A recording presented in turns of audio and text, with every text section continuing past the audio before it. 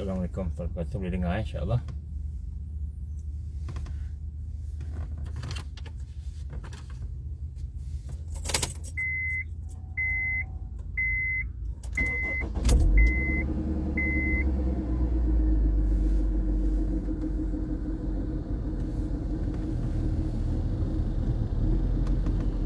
InsyaAllah kita mula dengan Ummul Quran Al-Fatihah. A'udzubillahi minasyaitonirrajim. Bismillahirrahmanirrahim.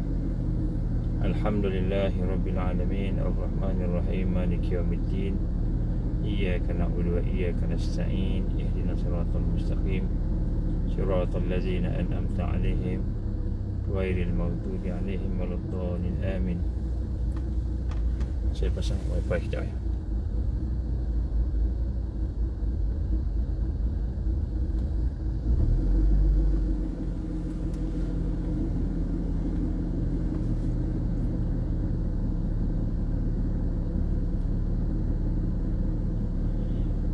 A'udzubillahi samil alim syaitanir rajim. Bismillahirrahmanirrahim. Innal hamdalillah nahmaduhu wa nasta'inuhu wa nastahdihi wa nastaghfiruh wa na'udzu billahi min shururi anfusina wa min sayyiati a'malina. May yahdihillahu fala mudilla lahu wa may yudlil fala hadiya lahu. Asyhadu an la ilaha illallah wahdahu la syarika lahu wa asyhadu anna Muhammadan abduhu wa rasuluh.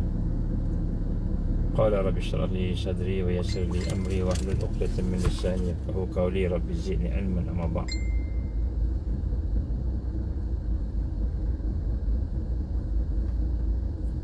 Assalamualaikum warahmatullahi wabarakatuh. Alhamdulillah, pertama-tama kita panjatkan rasa syukur kepada Allah Subhanahu Wa Taala dengan keizinan Allah kita berkesempatan untuk berada dalam bulan Ramadan ni dapat dan beramal dalam Islam, insya-Allah. Jadi kita bersyukur kepada Allah diberikan kesempatan sehingga ke saat ini untuk berada dalam keadaan Islam, dalam keadaan beriman kepada Allah. Jadi insya-Allah pada hari ini saya ada di luar. Alhamdulillah, baru habis tadi ada kuliah duha tadi, dan sekarang ni saya sedang menunggu untuk ada satu sidang media mak petang ni pukul 2.30 berkenaan dengan satu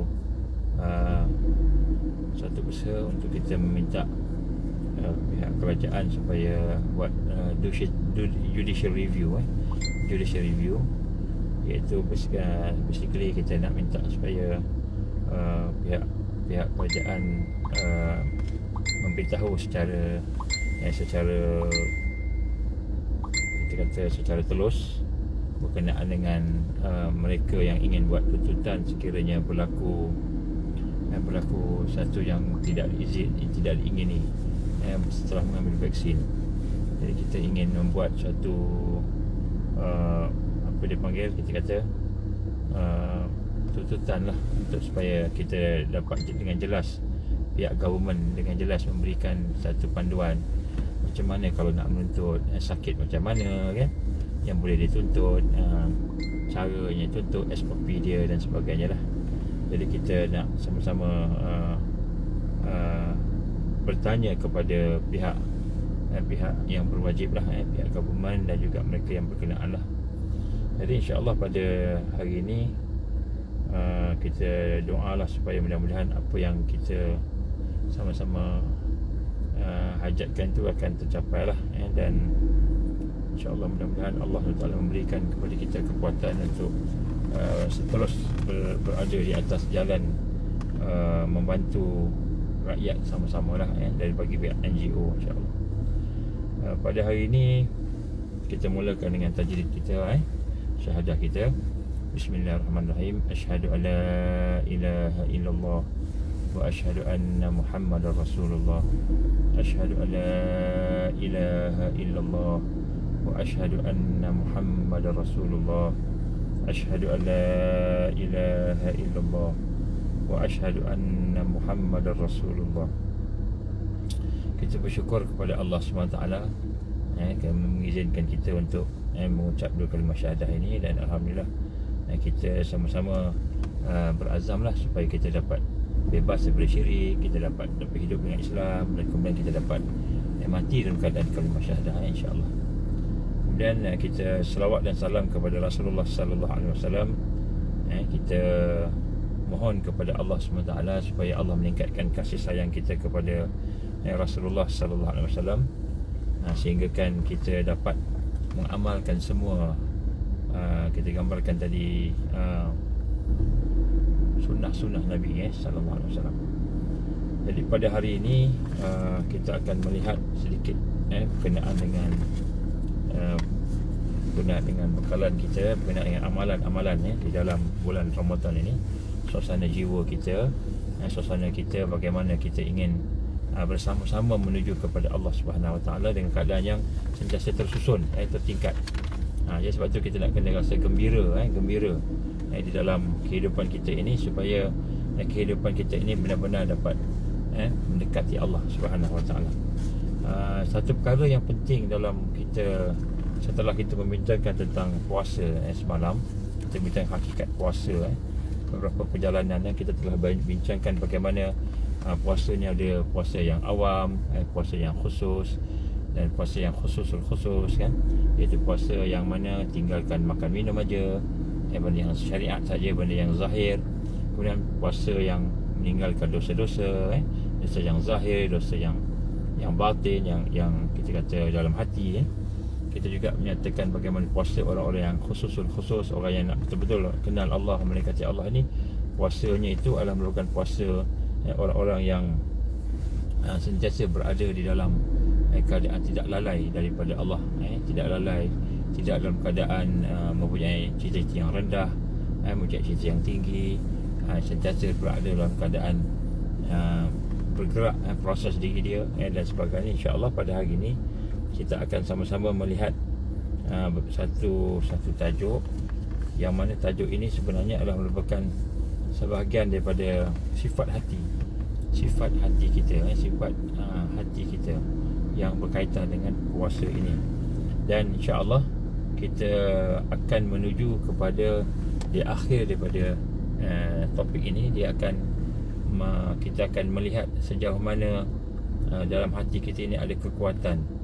Hati kita ni sebenarnya adalah suatu yang halus, hati yang halus, kehalusan jiwa, Jadi insya-Allah kita akan melihat bahawa bagaimana suasana mukmin yang diproses itu, dia mempunyai jiwa yang halus, yang jernih, bukan saja bersih, bukan saja dia salimah, sejahtera, tetapi dia juga mempunyai kepekaan yang tinggi,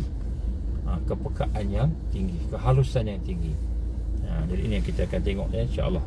Dan salah satu daripada sifat mukmin yang digambarkan ke Nabi SAW sebagai sebahagian daripada iman, yang kita nak kena tengok dalam bulan puasa ni. Kita ada lebih kurang 15 hari lah, 15 hari untuk kita nak menghabiskan bulan Ramadan ni. Maka kita nak tengok adakah sifat ini terbentuk. Kalau sifat ini terbentuk, satu kekuatan kepada orang yang duduk dalam tarbiyah, insya-Allah. Baik, antara sifat yang kita nak tengok bagi yang merupakan hasil daripada ihsan, kita hasil daripada sifat ihsan, itu ialah al-haya. Haya ni apa? Malu. Sifat malu. Jadi malu ni adalah merupakan salah satu daripada sifat orang beriman yang halus, dan halus jiwanya halus. Jiwanya halus. Orang beriman ni dia banyak peringkat, kan? Dia banyak peringkat, tapi yang orang yang ada malu itu, ada sifat al-haya itu, orang yang ada malu itu, maka dia adalah merupakan orang yang jiwanya halus. Jadi kita nak tengok, kita nak melihat tentang kehalusan jiwa ini. Jadi mudah-mudahan bila kita melihat tu, kita boleh jadikan sebagai satu panduan kita, standard kita lah. Sebab kita sembahyang dah, kita puasa dah, kita baca Quran dah, tapi kita lihat teliti jiwa kita, sejauh mana jiwa kita tu, supaya jiwa kita itu benar-benar hidup bersama dengan al-iman. Malu ini satu perasaan. Malu ini satu kekuatan yang Allah SWT berikan kepada sesiapa yang dia sayang. Perasaan malu, dia satu perasaan merasa tak enak, tak seronok, merasa perasaan bahawa kita rasa kurang baik, kita segan melakukan sesuatu, kerana di dalamnya ada apa? Ada rasa hormat, kerana di dalamnya ada rasa takut dan sebagainya. Jadi dalam Islam pula, malu ini dia boleh diberikan kepada tiga macam. Jadi malu ni ada tiga peringkat lah, tiga jenis lah.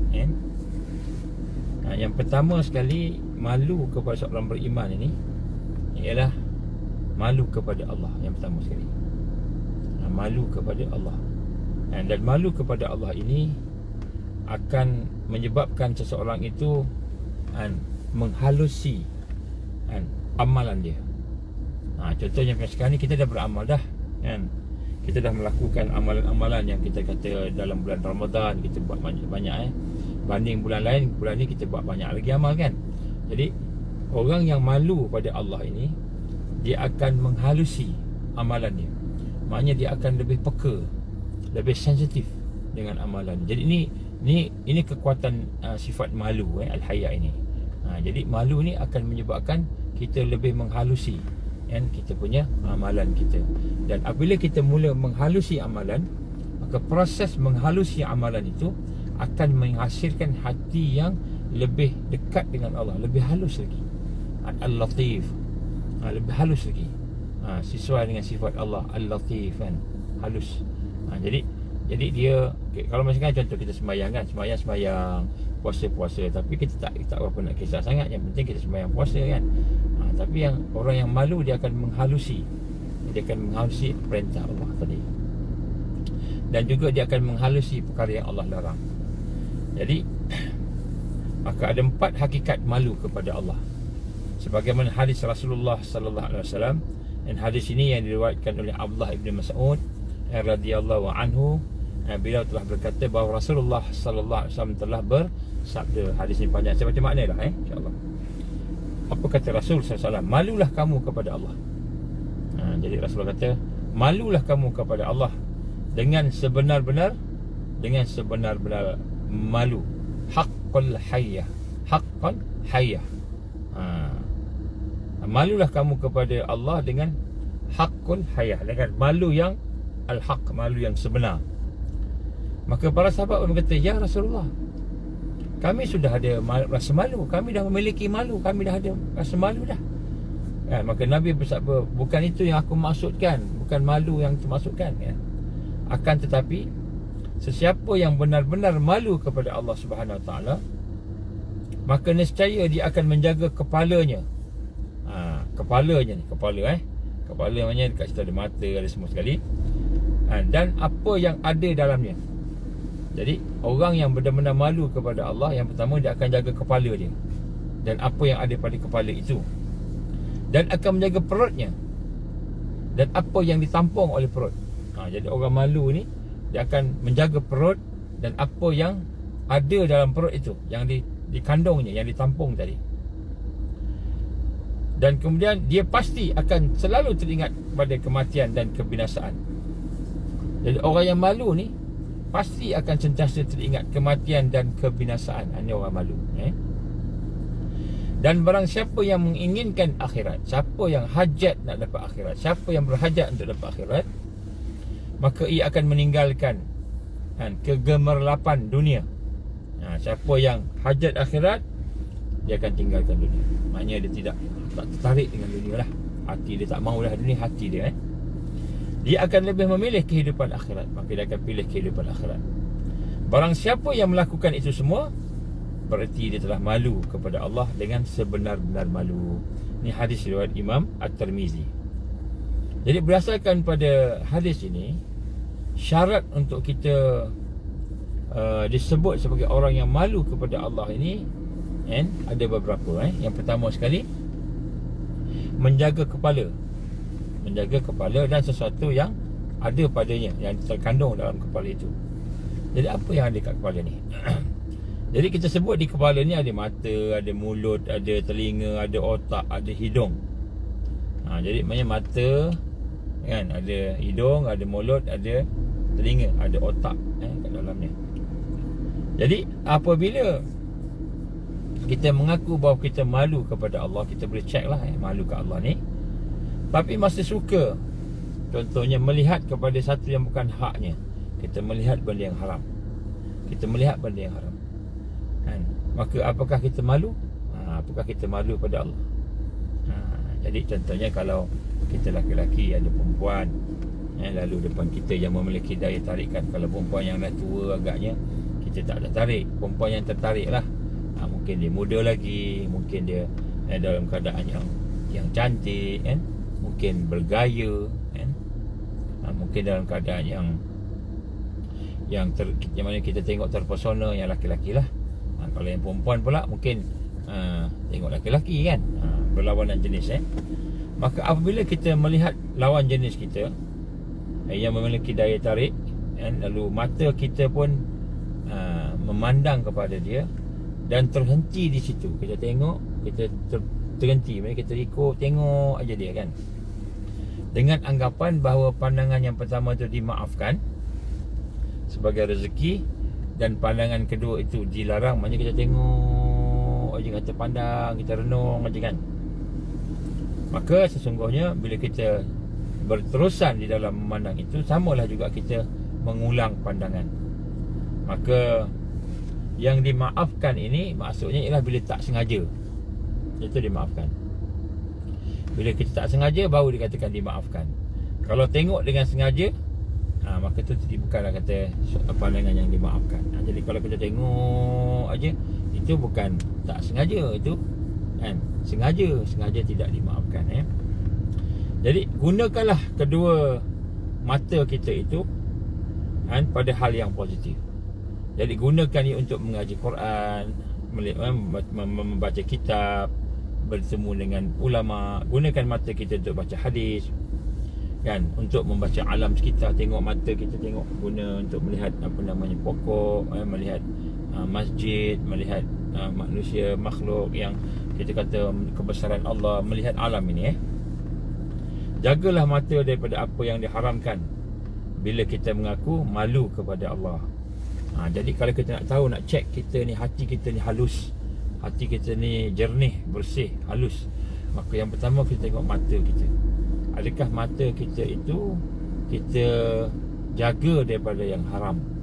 Jaga daripada yang haram. Kalau kita jaga daripada yang haram, alhamdulillah, maka maknanya kita malu pada Allah. Maknanya malu pada Allah ni, jiwa kita ni halus.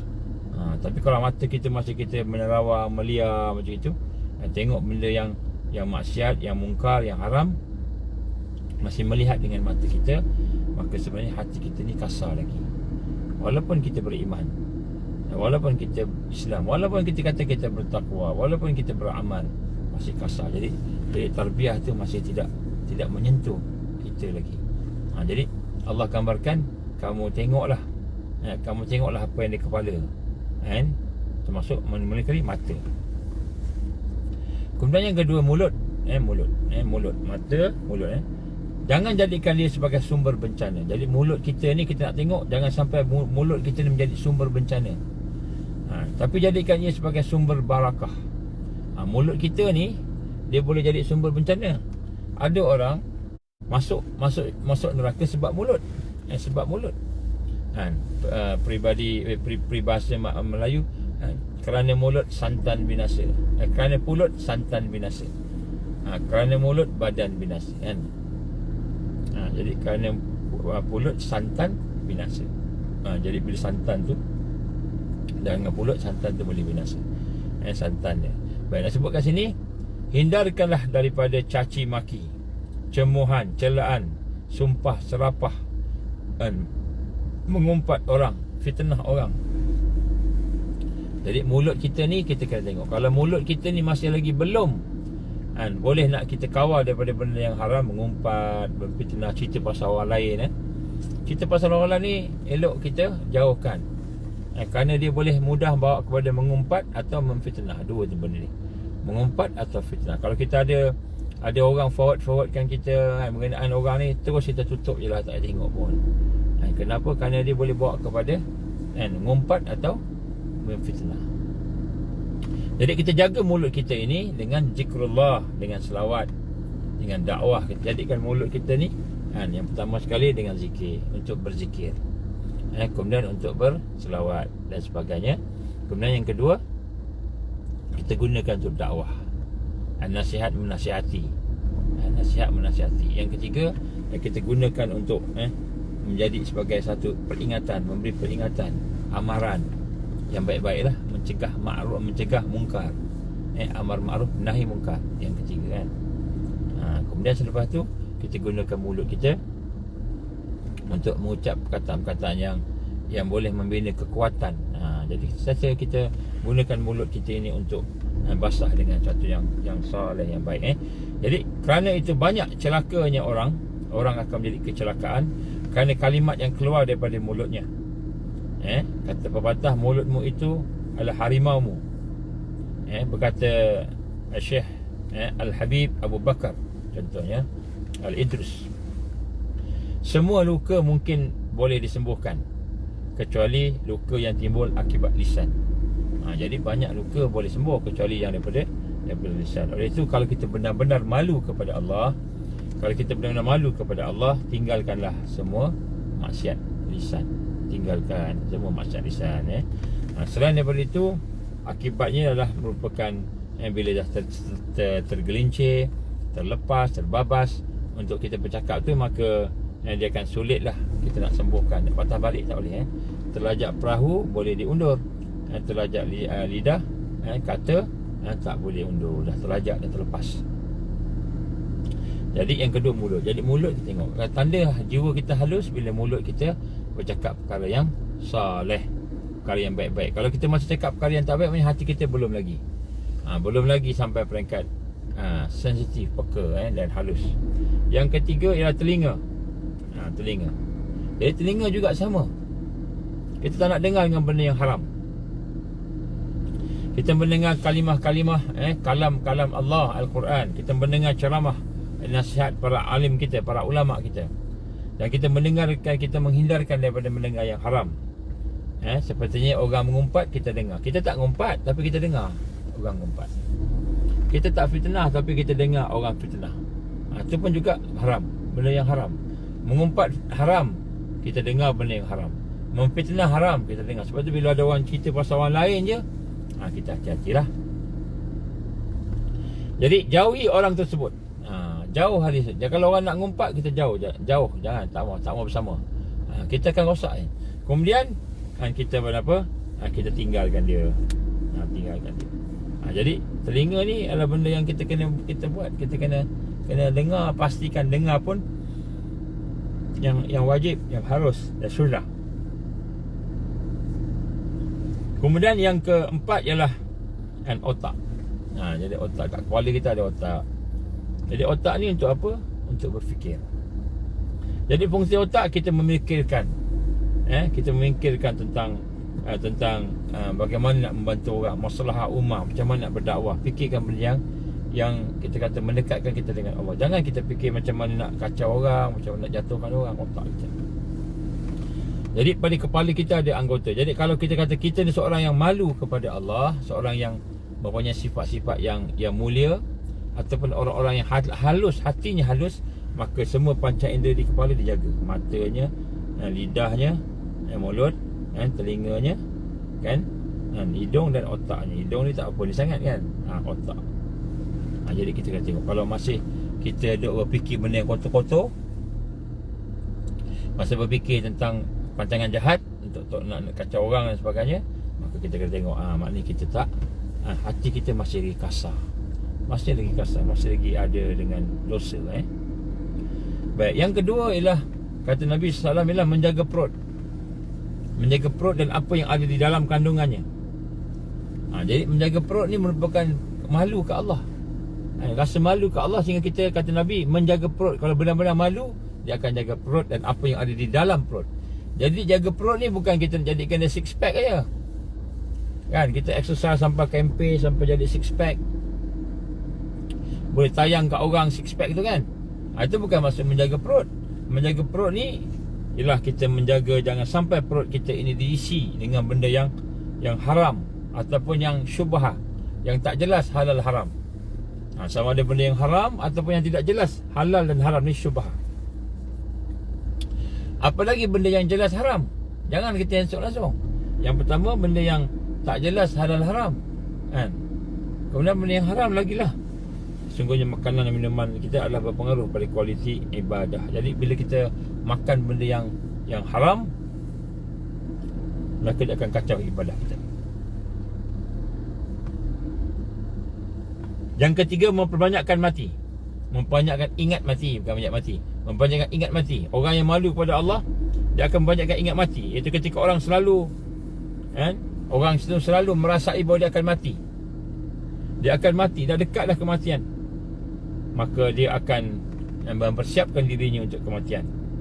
Jadi sebab itulah, dan orang yang mengingati mati, maka dia akan persiapkan. Jadi kita hari ni ingat mati tak?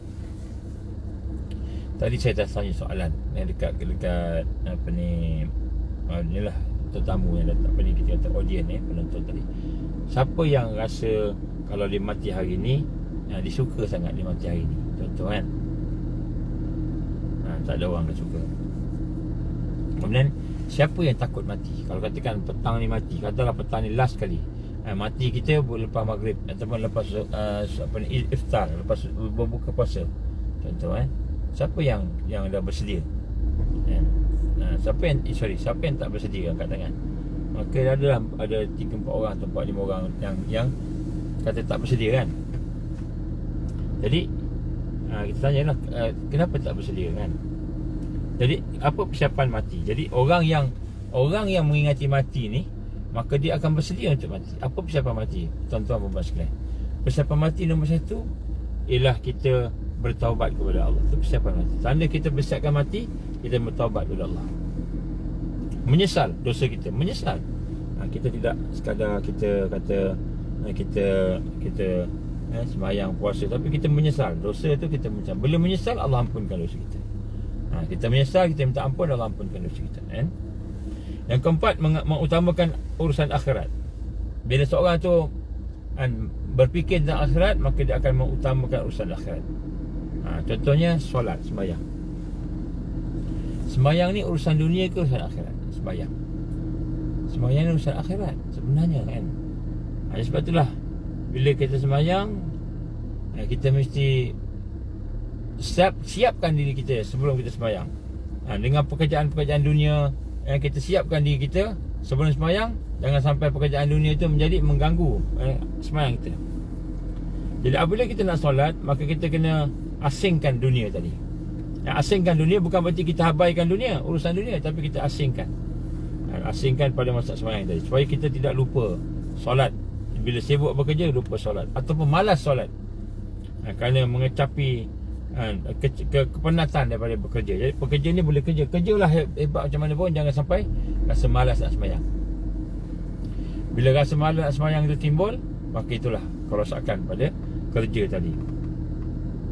Jadi yang pertama ialah malu kepada Allah, malu kepada Allah. Jaga perut, jaga kepala, jaga perut, apa yang ada dalamnya, jaga kepala, apa yang ada padanya, dan kemudian kita menjaga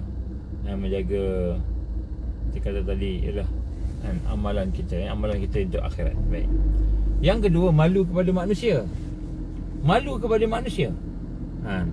Jika seseorang memiliki malu kepada manusia, maka dia akan menjaga pandangan yang tidak halal untuk dia. Maka kalau malu pada manusia, yang pertama sekali, dia akan jaga mata dia, jangan tengok benda yang haram. Benda yang haram.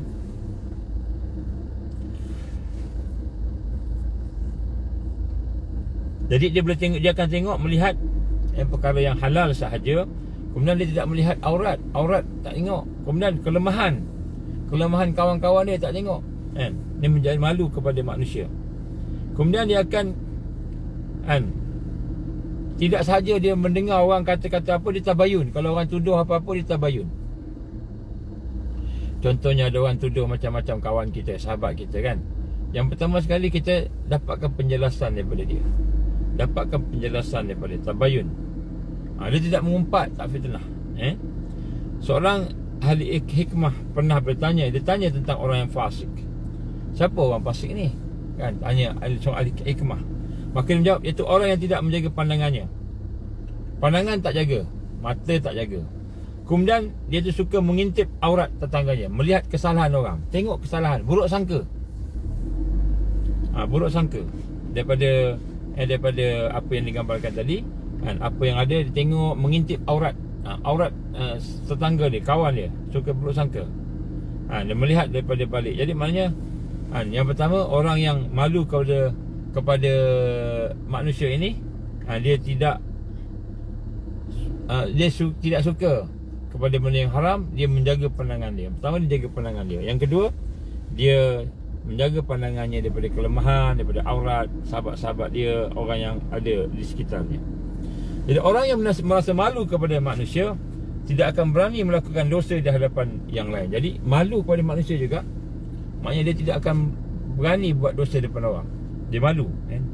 Jangankan dosa melakukan kebiasaan tu, kan? Jangankan dosa saja, bukan dosa saja, kan? Untuk kita nak merasa malu tadi, termasuk juga bahagian malu itu mengutamakan orang yang lebih mulia daripadanya. Jadi bila orang tu mulia, dia utamakan.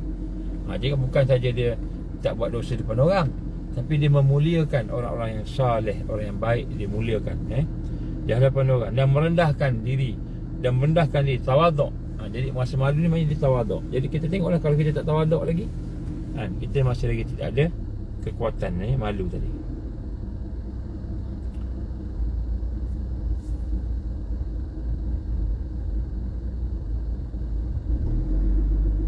Yang ketiga ialah malu kepada diri sendiri. Yang ketiga, malu kepada diri sendiri. Tadi malu kepada Allah, malu kepada manusia, dan malu kepada diri kita sendiri. Ketika seseorang mempunyai perasaan malu kepada dirinya sendiri, maka dia tidak akan melakukan perbuatan dosa. Malu dengan diri, dia akan buat dosa. Dosa ketika sendirian, ketika seorang-seorang. Kalau buat dosa ramai-ramai ni, memang dah habis lah. Seorang-seorang pun dia tak buat, sebab dia malu pada diri dia. Dia malu jika ada orang melihat perbuatannya. Apabila orang buat satu perbuatan apabila orang melihat dia perbuatan dosa dia akan malu. Ni orang malu. Siapa yang melakukan perbuatan dosa ketika bersendirian, maka dia akan malu melakukannya ketika orang lihat. Jadi malu ni adalah merupakan, kita nak kena tengok, kalau kita buat dosa sendirian, sebenarnya kita malu pada diri kita. Siapa yang malu kepada orang lain, maka dia mungkin juga akan malu kepada dirinya sendiri. Jadi Rasulullah SAW contohnya tidak pernah menjulurkan kaki ketika sedang bersama sahabatnya. Rasulullah tak letakkan kaki kat depan orang, contohnya. Dan di sini dilihat satu hari, satu ketika, baginda Rasulullah SAW datang dengan beberapa orang, dengan yang sedang mandi. Jadi beliau lalu, ada orang mandi lah. Mandi pun tu tak aurat lah, mandi kan tak aurat kan. Maka Rasulullah SAW bersabda, wahai manusia, sesungguhnya Allah Maha Hidup, Allah Maha Lembut, dan Allah Maha Menutupi. Jadi Allah cinta pada rasa malu dan menutup diri. Jika kalian mandi, maka lindungilah diri kalian daripada pandangan orang. Jadi kalau mandi tu tutup sikit lah, tutuplah malu. Sebab Allah ni cinta pada rasa malu yang ada pada manusia. Jadi maknanya kalau kita mandi pun pakailah pakaian menutup aurat. Pakai pakaian yang boleh menjaga diri kita daripada malu kepada malaikat nampak, Allah nampak, syaitan pun nampak malu. Aisyah radhiyallahu anha telah ada seorang puteri yang sangat pemalu, rasanya sangat malu, dan menjaga kehormatan dirinya.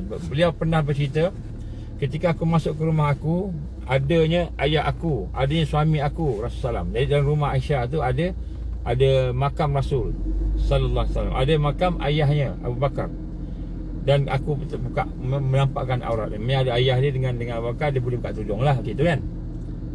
Kemudian dia kata, apabila Umar Khattab meninggal dan dimakamkan di sebelah suaminya dan ayahnya, kan, aku tidak pernah menampakkan aurat lagi kerana malu kepada Umar. Jadi Aisyah ni, dia bukan malu pada orang hidup, orang yang meninggal pun dia malu. Ni maknanya pekanya, sensitifnya kan hati dan jiwa orang beriman.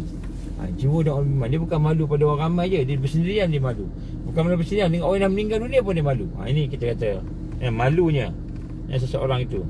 Dan apabila dibayangkan akibat malu ke Aisyah tadi, sehingga dia menjadikan dia seorang yang dekat dengan Allah. Dia seorang yang boleh membina kekuatan. Malu. Dalam satu kitab Fiqh al-Akhlaq wal Muamalah ma'a Mu'minin,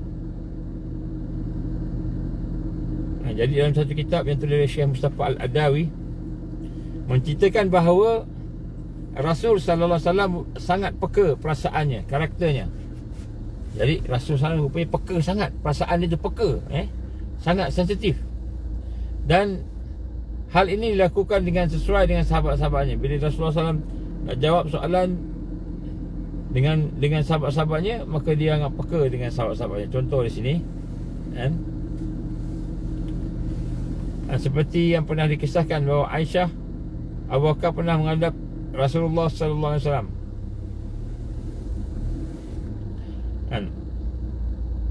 Sekejap saya dia ni sikit, dia lari sikit ni. Seperti yang dikisahkan, Abu Bakar pernah menghadap Rasul SAW dengan hanya memakaikan baju basahan. Maknanya Rasulullah pakai baju yang buruk sikit lah, baju buka apa, baju rumah, basahan kat rumah, seadanya lah. Kemudian Rasulullah berbaring pakai baju basahan. Tanpa segan-segan ayahanda Aisyah pun bercakap dengan Muhammad sallallahu alaihi wasallam. Kemudian lepas tu masuk pula Umar masuk pula. Sama juga, Rasulullah SAW pakai pakaian macam biasa, dan kemudian Rasulullah berbual dengan Umar. Dan kemudian yang ketiga masuk Osman masuk. Maka sebelum Osman masuk, Rasul sallallahu alaihi wasallam kan cakap dengan Aisyah, tukar baju, pakai baju elok sikit. Macam tu, pakai baju elok sikit kan. Maka Aisyah hairan, kenapa ketika Abu Bakar dan Rasulullah pakai pakaian basahan je, ketika Omar pakai pakaian basahan je kan? Kenapa? Kerana kata Rasulullah SAW, Omar ni orang yang pemalu, seorang yang pemalu. Bila kita sambut dengan keadaan santai-santai macam itu, mungkin dia akan tak cakap hajat dia apa sebenarnya, dia tak cakap sebab dia malu.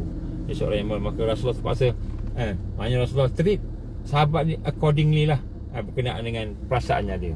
Jadi bentuk perasaan inilah sebenarnya, iaitu bila kita ada perasaan malu, maka kita akan menghargai perasaan orang lain. Sebab tu Rasul sallallahu alaihi wasallam tidak pernah menjatuhkan martabat dan harga diri seorang itu pada umum, walaupun orang tu bersalah. Jadi walaupun orang tu bersalah, Rasulullah tak pernah jatuhkan air muka dia, tak pernah. Jadi orang yang buat salah, orang yang ada kesalahan, walaupun maknanya kesalahan tu besar, tapi dia tidak menjatuhkan air mukanya. Ini banyak halusnya perasaan Rasulullah sallallahu alaihi wasallam. Jadi tanda perasaan tu halus ialah bila dia boleh menjaga diri dia daripada kita gambar tadi, perasaan malu tadi, insya-Allah. Ini yang pertama sekali. Kemudian malu juga adalah merupakan kekuatan iman. Malu ni hasil beriman. Kenapa kita punya malu ni, tuan-tuan dan puan? Sebab malu ni salah satu natijah daripada iman. Kenapa kita bincang natijah iman ni? Kerana kita nak tahu kedudukan kita macam mana dalam tarbiyah. Dalam tarbiyah ni kita ingat kita dah okey dah sembahyang, dah puasa, tarawih pergi semua, tapi rupanya hati kita masih tidak sensitif, tidak peka. Tidak sensitif. Dan salah satu tanda sensitif tu ialah kita punya sifat al-haya, haqqul haya. Kita punya sifat malu. Maka malu merupakan salah satu sifat terpuji yang merupakan salah satu cabang iman. Cabang iman. Bagaimana Rasul sallallahu alaihi wasallam telah bersabda, malu itu adalah sebahagian daripada keimanan, sebahagian daripada iman. Hadis riwayat Imam Bukhari. Daripada Abu Hurairah radhiyallahu anhu dikata apa? Sabda Rasulullah sallallahu alaihi wasallam, malu itu adalah sebahagian daripada keimanan. Malu ni dah panggil iman. Jadi siapa yang tak ada malu ni orang tak ada iman lah kan? Ya, sebab tu bagi perempuan terutamanya kena hati-hati bercakap biar ada rasa macam biar orang cakap kita ni sombong ke apa, tapi kita jaga kita punya apa yang kita ada paling malu tadi. Syekh Mustafa Al-Bugha telah memberikan ta'arif kepada hadis ini yang memberi satu kefahaman. Bila mengatakan bahawa malu itu adalah satu sifat dalam diri manusia, dan sifat itu mendorong manusia melakukan perkara yang terpuji, meninggalkan yang dilarang. Jadi malu. Jadi malu ni dia akan membina kekuatan kita. Sebab tu tuan-tuan dan puan, kalau anak kita malu, jangan kita apa ni, marah-marah kat dia ke apa kan. Sebab malu tu satu kekuatan. Baik. Ramai tanpa segan silu berkongsi gambar dekat dalam internet, dalam apa, kongsi tanpa malu. Terutamanya yang buka aurat, siapa yang buka aurat. Jadi sebab itulah kata Nabi, jikalau kamu tidak punya rasa malu, maka buatlah apa saja yang kamu mahu. Maknanya akan jatuh lah, akhlak dia akan jatuh. Dia boleh buat apa saja dia nak buat. Maka satu sifat malu ialah melakukan sesuatu yang menyalahi adab tata sula kerukunan masyarakat, merupakan sifat yang amat terpuji. Jadi malu ni, bila malu nak melakukan sesuatu yang melanggar adat, satu yang biadab, satu yang tidak ada adat, ia merupakan satu yang menyanggat sifat malu adalah sifat malu daripada melakukan sesuatu yang menyanggahi adab tata susila dan kerukunan masyarakat, merupakan sifat yang mulia.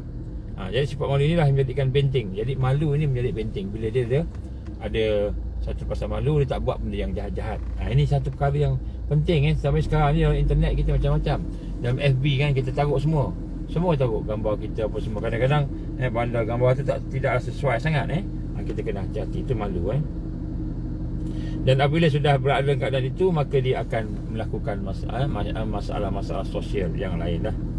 Jadi sebab tu sifat malu satu yang perlu kita pupuk daripada kecil. Jadi kita kena pupuk lah malu ni. Jadi Nabi SAW telah menyatakan bahawa malu itu merupakan salah satu daripada sifat yang digambarkan sifat iman. Sifat iman. Baik.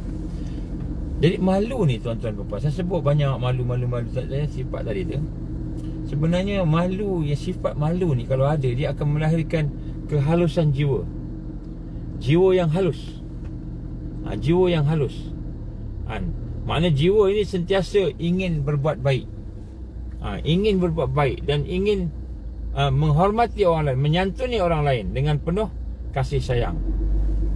Dengan penuh kasih sayang. Jadi malu ni akan melahirkan jiwa yang halus. Jadi kita tengok hari ni, kita malu tak? Kalau tak malu, walaupun kita Islam, tak malu, maknanya kita adalah iman, adalah yang lain-lain, tapi malu tak ada menyebabkan kita tidak menghalusi sesuatu perkara. Sebab tu kita kena ada sifat-sifat yang tadi tu, sifat yang malu tadi.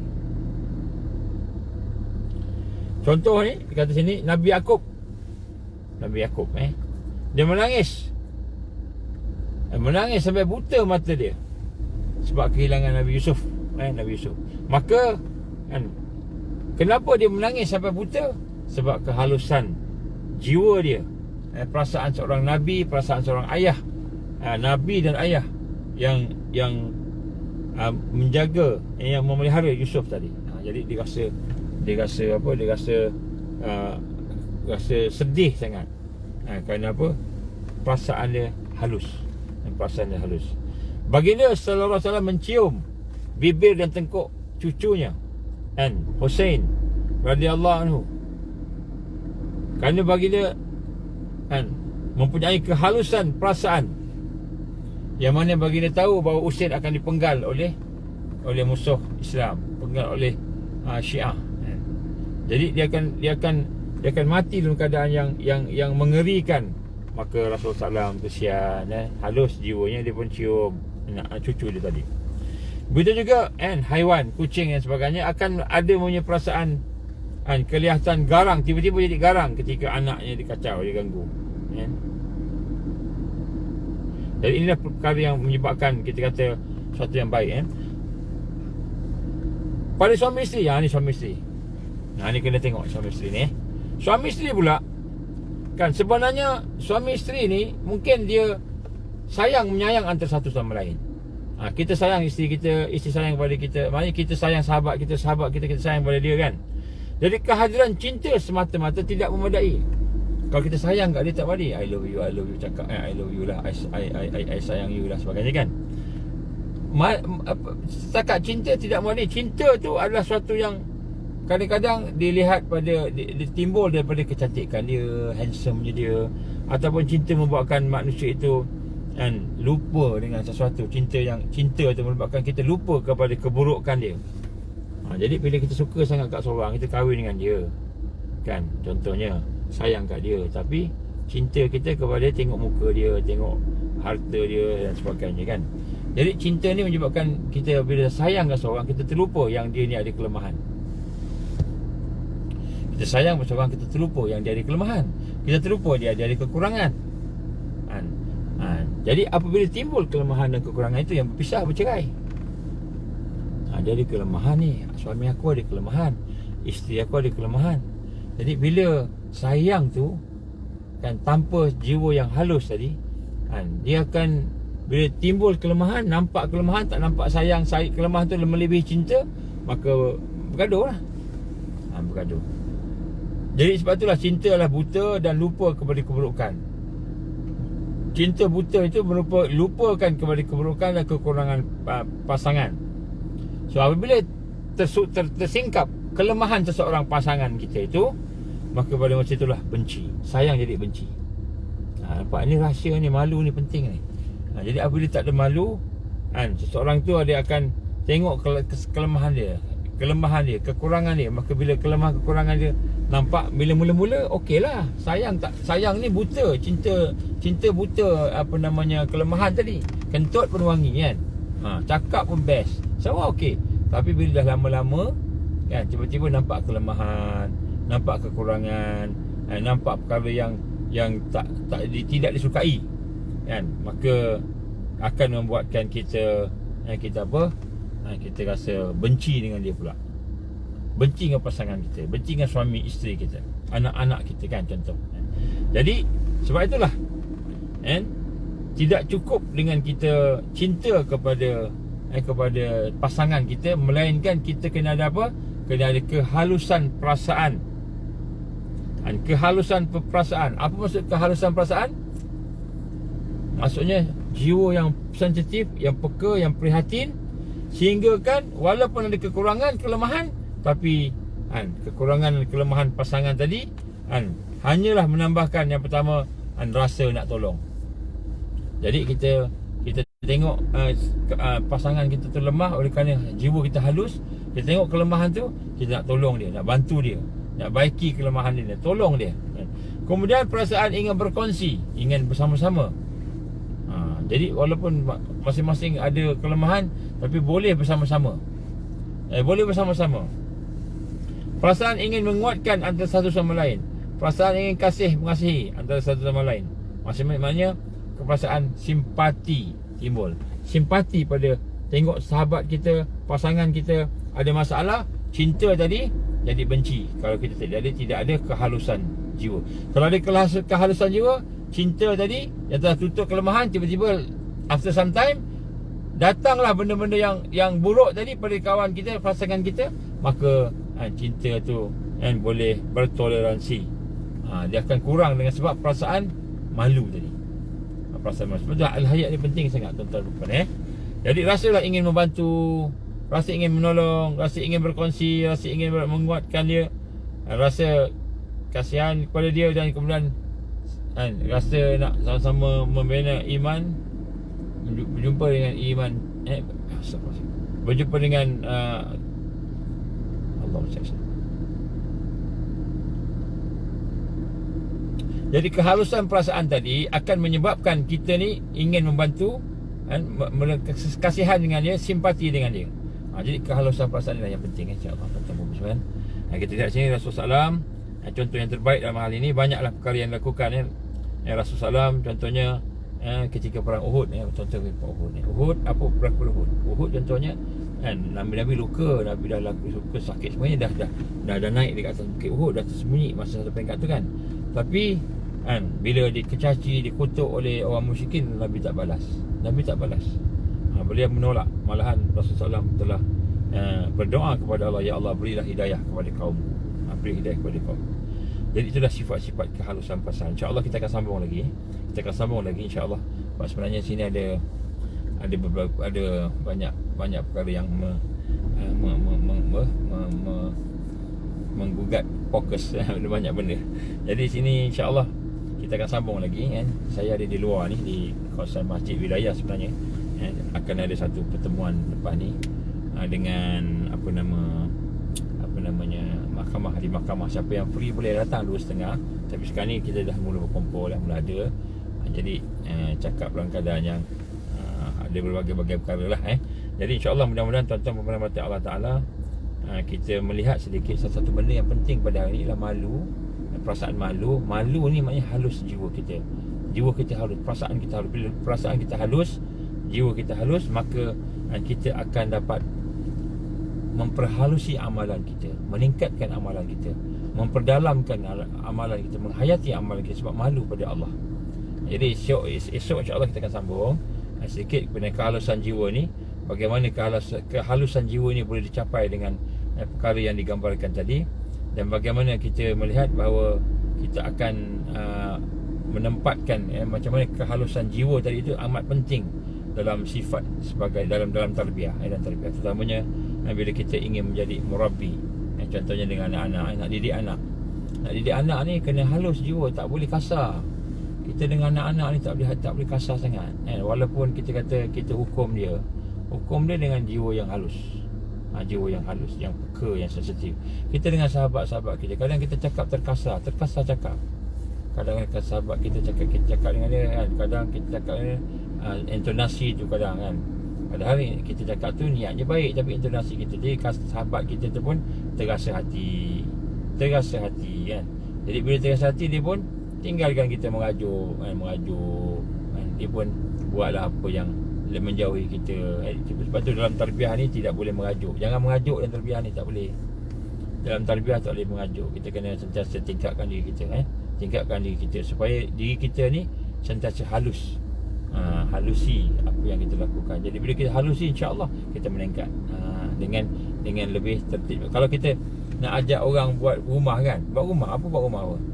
Rumah kita tu dia cat cincai-cincai je. Kan. Selepas sana selepas ni, mana jiwa dia kasar kan, kerja ni kasar, kita kasarlah kerja dia ni kan, tidak menghalusi. Jadi menghalusi itu ialah sifat orang yang duduk dalam tarbiyah. Jadi dalam bulan Ramadan kita nak cuba tengok kehalusan hati kita. Bila kehalusan hati kita tu menyebabkan kita akan mendekati ihsan. Apa mendekati ihsan?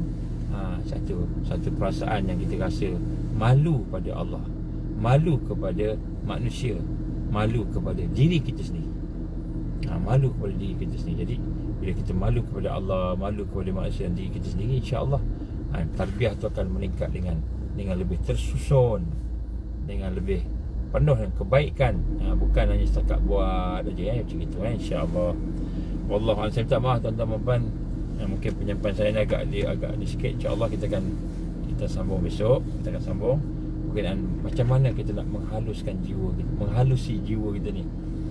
Menghalusi jiwa. Sebab jiwa yang halus, maka dia akan lebih sensitif, peka dengan persekitaran. Akhirnya dia akan dapat mendekati Allah dengan lebih tersusun. Jadi cinta dengan malu, mana lebih? Cinta ni kita dah besar dah, mencintai Allah dah besar dah, dah puncak ni. Tapi malu kepada Allah adalah pelengkap kepada cinta tadi. Maknanya malu ni akan menyebabkan kita lebih hati-hati, lebih sensitif, lebih berwaspada dengan kelemahan kita, kekurangan kita. Ini yang kita katakan malu menyempurnakan cinta. Kalau kita suami isteri pun cinta, sayang, menyayangi, tapi kalau tidak ada kehalusan jiwa kan, bila ada kelemahan je kita nampak kelemahan dia, kita tak nampak kan bagaimana kita perlu tolong dia, bantu dia. Dengan kawan-kawan pun sama juga, sahabat. Kadang-kadang sahabat ni kasar. Bila kasar, kita terasa hati lah. Jadi terasa hati ni bukannya maknanya kita ni jiwa kita halus terasa hati. Tak, terasa hati ni sebenarnya ialah dia lahir daripada perasaan negatif. Jadi malu ni akan positifkan. Apa maksud malu tadi? Oleh kerana kekasaran datang tu, dia pun terasa kesian kat dia, nak tolong dia, nak bantu dia, sebab kelemahan tadi. Jadi malu ni lah yang menjadikan dia lebih sensitif, lebih peka, lebih positif dengan segala hal, segala urusan, insya-Allah. Aku li qouli hadza astaghfirullahalazim li wa lakum. Tuan-tuan, kita minta ampun kepada Allah. Ya Allah, ampunkan dosa kita, ampunlah kelemahan kita. Ya Allah, jangan jadikan kelemahan kita ni penghalang hidayah, penghalang barakah dan sebagainya. InsyaAllah kita doalah supaya Allah beri kekuatan kepada kita, insyaAllah, dalam segala aspek. InsyaAllah kita baca doa. Auzubillahi samil alim minasyaitonir rajim. Bismillahirrahmanirrahim. Alhamdulillahirabbil alamin wassalatu wassalamu ala asyrafil anbiya'i wal mursalin wa ala alihi wa sahbihi ajma'in. Allahumma innaka ta'lam anna hadhihi al-qulub qad istamat ala mahabbatik wa taqat ala ta'atik wa tawahadat ala da'watik wa ta'ahadat ala nusrati syariatik wa asikillahumma rabbitataha wa alimuddaha wa hadiha subulaha wa amla'aha binurika alladhi la yakhbu wa syarah suduraha bifaidil iman wa jamil tawakkuli alaiku ahiha bima'rifatik wa amitha rasyati bisabli. Ya Allah, innaka ni'mal mawla wa ni'mal nasir. Allahumma inna na'udzubika min azabi jahannam. Allahumma inna na'udzubika min azabil qabr. Allahumma inna na'udzubika min fitnatil mahya wal mamat. Allahumma inna na'udzubika min fitnatil masiihid dajjal. Rabbana atmim lana nurana waghfir lana innaka ala kulli syai'in qadir. Rabbana la tuzigh qulubana ba'da idh hadaytana wa hab lana min ladunka rahmah innaka antal wahhab. Ya Allah, ampunkan dosa kami. Ya Allah, ampunkan kelemahan kami. Ya Allah, haluskanlah jiwa kami. Ya Allah, hidupkanlah jiwa kami. Ya Allah, dengan cahayamu. Ya Allah, dengan cahaya Al-Latifmu. Ya Allah, Ya Allah, Ya Rahman, Ya Rahim, peliharalah kami daripada kekasaran, kekolotan, maksiat dan mungkar. Berilah kepada kami kekuatan untuk meningkatkan ihsan kami padamu. Ya Allah, amin amin. Ya Allah, Ya Hayyu Ya Qayyum, rahmatika nastaghis. Rabbana atmim lana nurana waghfir lana innaka ala kulli syai'in qadir. Rabbana la tuzigh qulubana ba'da idh hadaytana wa hab lana min ladunka rahmah innaka antal wahhab. Rabbana atina fid dunya hasanah wa fil akhirati hasanah wa qina azaban nar.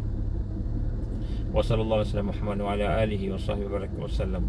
Subhana rabbika rabbil izzati amma yasifun. Salamun alal mursalin walhamdulillahi rabbil alamin. Subhanakallahumma wa bihamdika asyhadu an la ilaha illa anta astaghfiruka wa atubu ilaik. Bismillahirrahmanirrahim.